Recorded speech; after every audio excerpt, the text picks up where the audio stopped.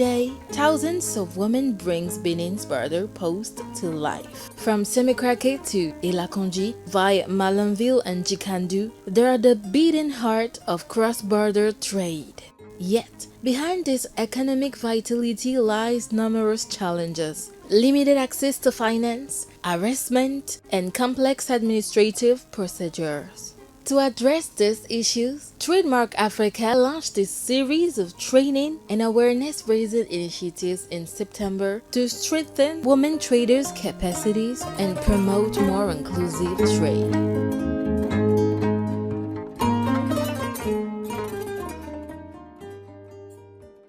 In Benin, women are the true driving force of cross-border trade. Estimates shows that they account for nearby 70% of informal cross-border traders, particularly in exchanges with Nigeria, Togo, Burkina Faso, and Niger. Although informal, their activity contributes significantly to food security and household income. But on the roads and at the borders, their journey is filled with obstacles.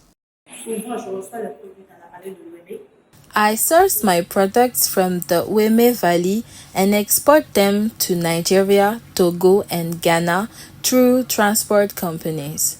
Since our goods are food items and therefore perishable, at the borders we often face harassment from police and customs officers.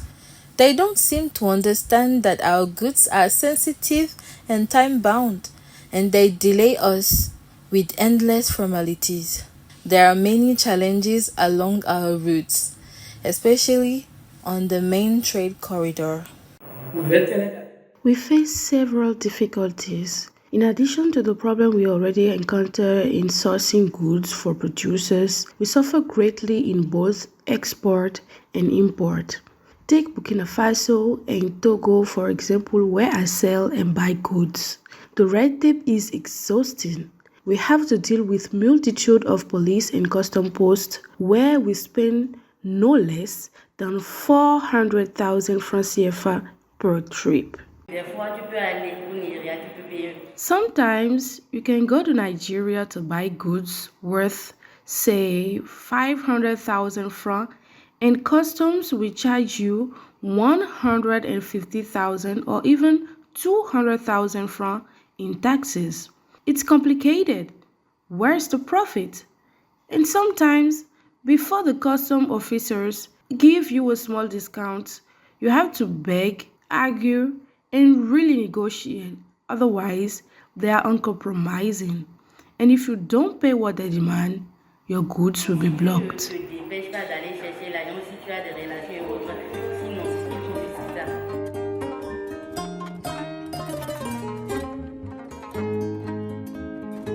Harassment, corruption, and lack of information about trade regulation, these are some of the barriers that limit their full potential.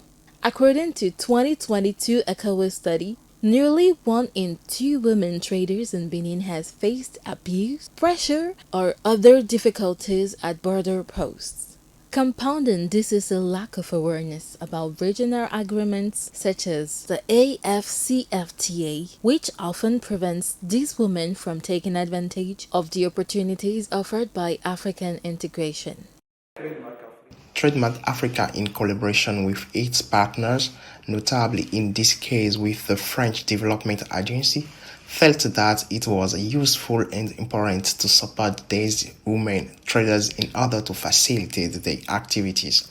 The program was therefore initiated with a first step that consisted of listening to them, identifying their difficulties and needs, and developing a comprehensive project to enable them to find a starting point for solving these difficulties.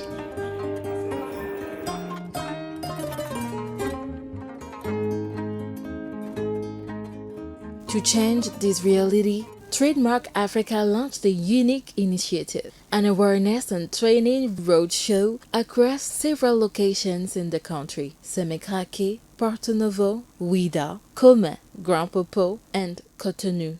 The goal is to create spaces for dialogue among traders, security agents, customs officers, local authorities, and technical partners in order to better understand and address challenges on the ground. Dans la communication, qui nous donne des images. Nous ne voulons pas des explications.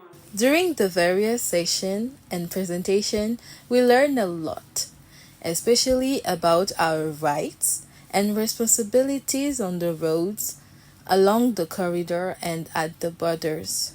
There were so many things we didn't know before. We also asked for clarification about the different customs duties. This program was well designed and truly essential for us.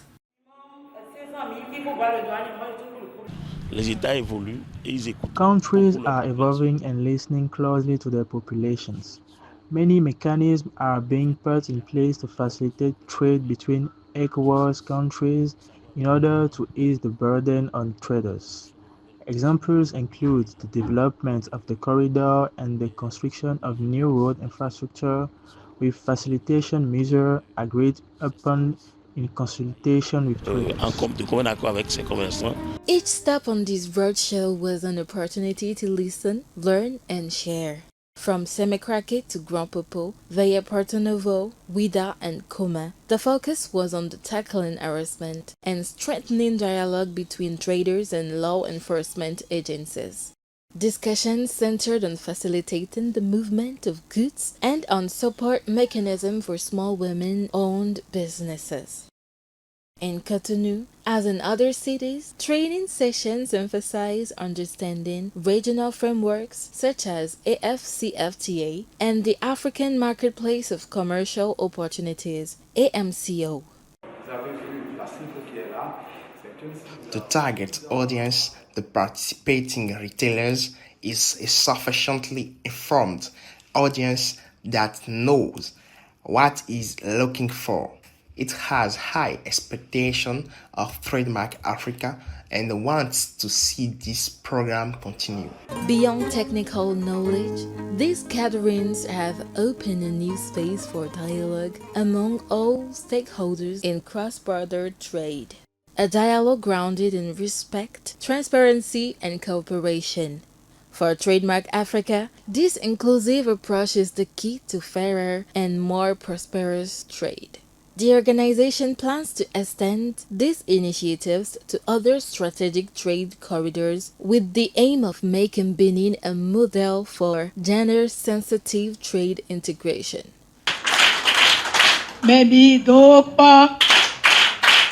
Through this initiative, Trademark Africa reaffirms its commitment to trade that is free from barriers and discrimination. Better trained, better protected, and better informed women mean a nation that is stronger, more competitive, and more united.